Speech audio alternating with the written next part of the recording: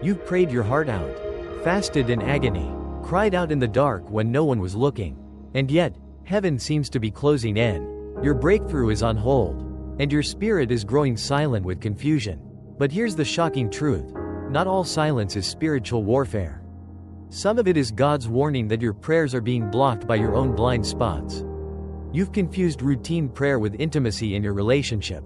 And the danger is, you think God isn't listening when, in fact, you're not living. The secret most people won't tell you is that unanswered prayers are often God's diagnosis, not God's denial.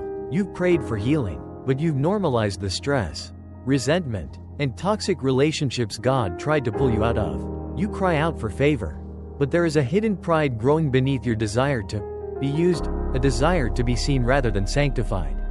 You want God's power but not His process. And you continue to pray for miracles while ignoring His commands. James chapter 4 verse 3 cuts like a knife. You ask and do not receive, because you ask amiss, that you may spend it on your lusts. That means God is not ignoring you. He is protecting you from prayers that would empower your flesh more than your faith. And if you are not careful, you will interpret delays as God's deafness when it is really God's discipline disguised as mercy. You say you are waiting for Him, but if you are honest, He has been waiting for you to obey what you already know to do. That unfinished instruction, that ignored prompting, that act of forgiveness you keep putting off, these are spiritual knots that are choking your prayer life. Isaiah chapter 59 verse 2 says it plainly. But your iniquities have separated you from your God. Your sins have hidden His face from you, so that He will not hear. You can't live in compromise and expect a covenant response. You can't gossip on Monday and expect a breakthrough on Friday. You've been asking God to open a door that He told you not to knock on in the first place. Some prayers go unanswered because they were never in line with His heart. Only your hopes, and your hopes, if they're not obeyed, can become idols that shape your theology more than the Bible. That's the second secret. The heart posture behind your request is more powerful than the request itself. You cry out for provision, but is it out of panic or purpose? You cry out for a mate, but is it because you want love or because you're tired of being alone? God sees through your words, sees through your motives, and He knows when you're building an altar or laying a foundation. Hebrews chapter 4 verse 13 whispers a terrifying beauty. Nothing in all creation is hidden from God. You can feign devotion in front of people, but not before omniscience. And here's another warning. Some of your unanswered prayers are because you've become so obsessed with your own voice that you've forgotten how to listen. Prayer is a two-way conversation, but many people treat it like a complaint box taped to the gates of heaven.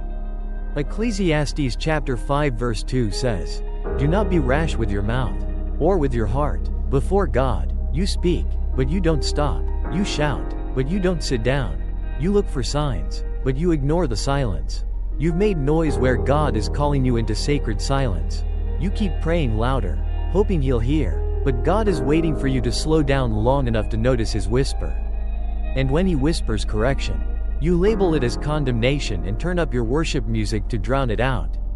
But the fourth and most hidden reason why some of your prayers aren't answered, you're praying without faith. Hebrews chapter 11 verse 6 doesn't stutter. Without faith it is impossible to please God. Impossible, not impossible, impossible. You pray, but your heart doubts as your lips move. You say you believe, but your thoughts linger on the moment the prayer ends. You talk about life, but you plan for disappointment in the same breath.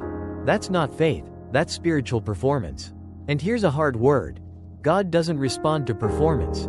He responds to purity and posture. Mark chapter 11 verse 24 challenges you to believe differently. Whatever you ask in prayer, believe that you have received it, and it will be yours. But you have been conditioned by delay to expect failure. So your prayers have become mechanical, faithless, and filled with evasive language, if it be your will, not out of surrender, but out of fear that it won't happen. And the Father, in His mercy, has withheld the answer, not to hurt you, but to rebuild the kind of faith that doesn't need evidence to believe. Now lean in, because this may be the hardest truth of all. Some of your prayers are not being answered because you are praying outside your calling. You are praying for increase in a territory God never called you to conquer. You are praying for fruit in a field He never planted. Romans chapter 12 verse 2 commands transformation through the renewing of your mind so that you can test and accept God's will, not your own ambitions. But you have confused calling with influence. You want results, not altars, and God, in His mercy, will prevent success in any area that displaces your dependence on Him.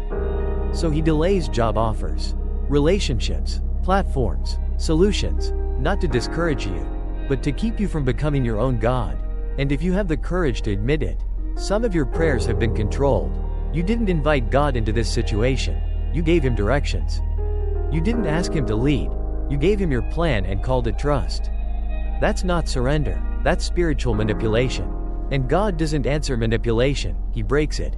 So if the answer hasn't come yet, it may be because your hands are still too busy to receive it. Maybe He's still waiting for you to give up the idol you've been holding out as wanting. Maybe He's not saying no, He's just saying not like this. And if you keep trying to get heaven's attention without giving Him your heart, you'll always feel unheard. You need to stop asking, "Why isn't God answering?" and start asking, "Am I in line for the answer?" Because when your heart is in line, waiting doesn't wear you out, it prepares you. Silence doesn't signal abandonment, it sanctifies you. No doesn't kill your joy, it subtly enhances it. And some of God's greatest moves in your life will be hidden behind periods of inexplicable silence. Don't misinterpret that. Don't become bitter. Don't stop knocking, but knock with clean hands. Knock with faith that endures delay. Knock with a spirit that wants obedience rather than an answer. Knock knowing that sometimes God delays an answer not because you are being punished, but because the answer is being prepared. So here is your warning and your invitation. Stop praying to be heard. And start praying for healing. Stop praying just to get the gift. And start being the kind of person who won't mishandle it when it comes. Your unanswered prayers are not heaven's rejection, they are heaven's redirection. And you will never see delay the same way again when you realize this final secret. God is not the one who gives you what you want. He is the one who shapes you into someone who wants what He gives. And there, right there, is the answer you didn't know you needed.